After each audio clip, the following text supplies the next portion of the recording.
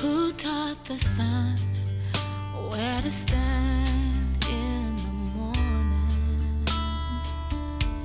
And who told the ocean you can only come this far? And who showed the moon where to hide till evening? Whose words alone can catch a falling star? Well, I know my Redeemer lives. I know my Redeemer lives.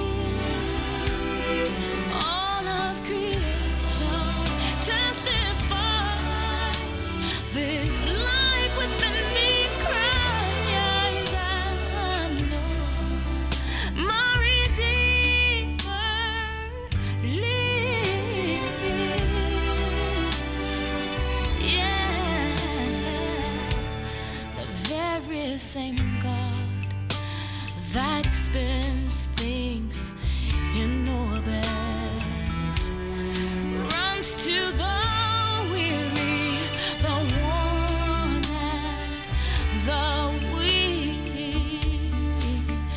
and the same gentle hands that hold me when I'm broken. They conquer death to bring me victory. Now I know my Redeemer lives. I know my Redeemer lives. Let all creation testify. Let this life within me cry. I know my Redeemer. He lives to take away my shame, and He lives forever. I'll proclaim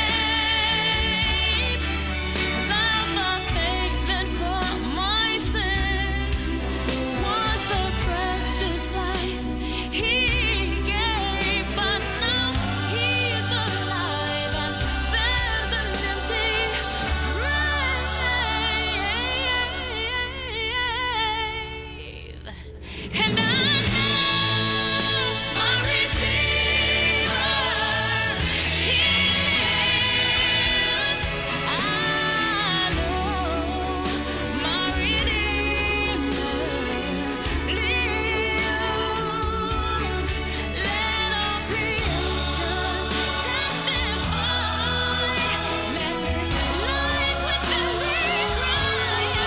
I know my Redeemer. I know my Redeemer. I know my Redeemer lives.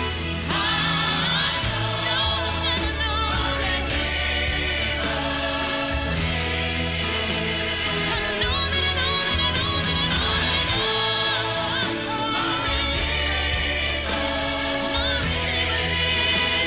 because He lives, I can face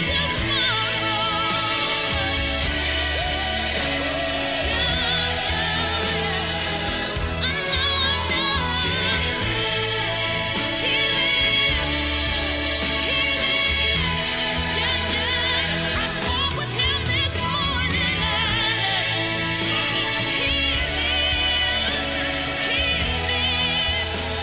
the tomb is empty.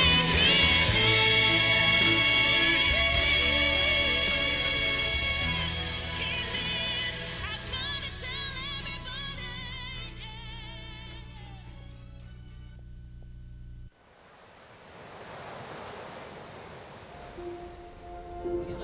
Registration for the 25th Iron Man continues one by one. Some faces we recognize. Here is 58-year-old Richard Holcomb, number 214, back for a second try. He's legally blind and it doesn't matter to him. No, the thing that must occur at all costs is this time, cross the line. It's more than a race. It's a lifetime event that we'll remember for the rest of our lives. They're either going to carry me off the course or I'm going to cross the finish line. The stories about people like Richard Holcomb pass through this world as race week moves toward this morning. Hey, did you hear about the man who is legally blind? People love to tell and love to hear the stories. Then, appearing near the start line, where they've been before, are father and son, Dick and Ricky Hoyt. There is no one here who hasn't heard about them, their story, and a human commitment that goes far beyond and far back.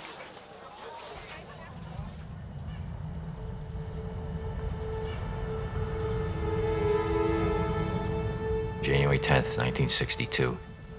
We knew there was something wrong, but we did not know exactly what.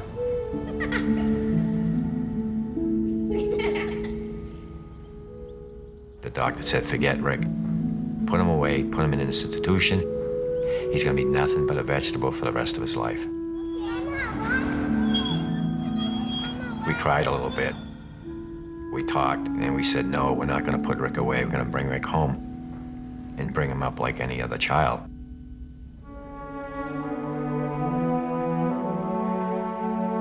We knew Rick was smart. We could tell by looking in his eyes. And when we talked to him, he was paying attention to what we were saying. So we wanted to get a computer built so Rick could communicate with us. Everybody came to our house that night for Rick to say his first words, and everybody was betting, what is the first words Rick is ever gonna say? His mom saying, it's gonna be, hi, Mom, and me, the dad, saying, no, it's gonna be, hi, Dad. Well, the Boston Bruins were going for the Stanley Cup, and the very first words Rick ever said was, go Bruins. Dick is a military man, so he knows a thing or two about commitment. This time, he's just months removed from a heart attack. This gift that he gives to his son, or is it the other way around? Either way, it all started when Rick heard about a charity run for a paralyzed athlete. He asked Dad, and Dad said yes.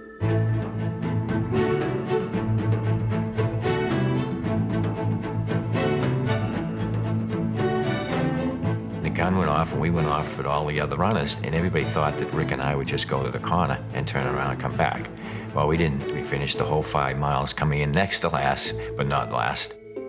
And when we got home that night, Rick wrote on his computer, Dad, when I'm running, it feels like my disability disappears. So that was a very powerful message to me, that we finally found a sport that Rick could get involved in just like everybody else.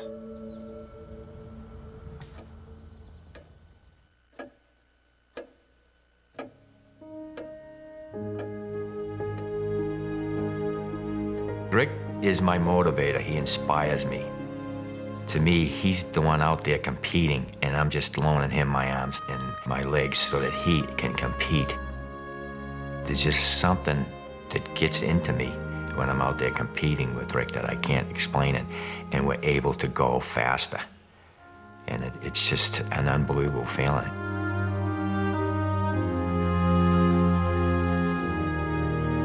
Rick and I love the Iron Man triathlon, to be out there competing with the best triathletes in the world, to be accepted to compete along with these triathletes.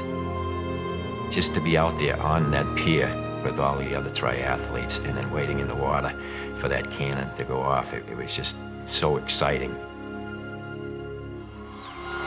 The feeling coming down the finish line at Leahy Drive, it's just an awesome experience. With the crowd there, all the excitement, the noise, and the announcers announcing, all that, your adrenaline just gets flowing.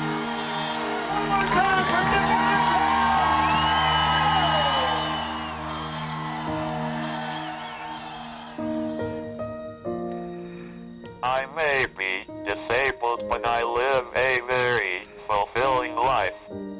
And if someone takes the time to get to know me, they will realize that I am no different than anyone else. Here he is. He graduated from public high school. He's graduated from college. He's out there competing in road races and triathlons. He lives a happier life probably than 95% of the population. Rick would tell you that, you know, if he was physically able to do something, that he'd probably play basketball or football or hockey. But then he always says, no, the first thing he'd do is sit down and have me sit down in his wheelchair and he'd push me. You know, it really makes me feel good that you know, he appreciates, you know, what I'm trying to do to help him out, and he'd do the same thing for me.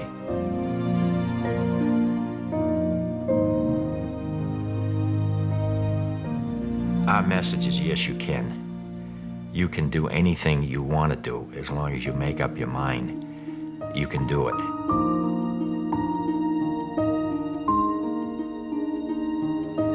If you have ever searched for the meaning of life, stop. The answer lies right here.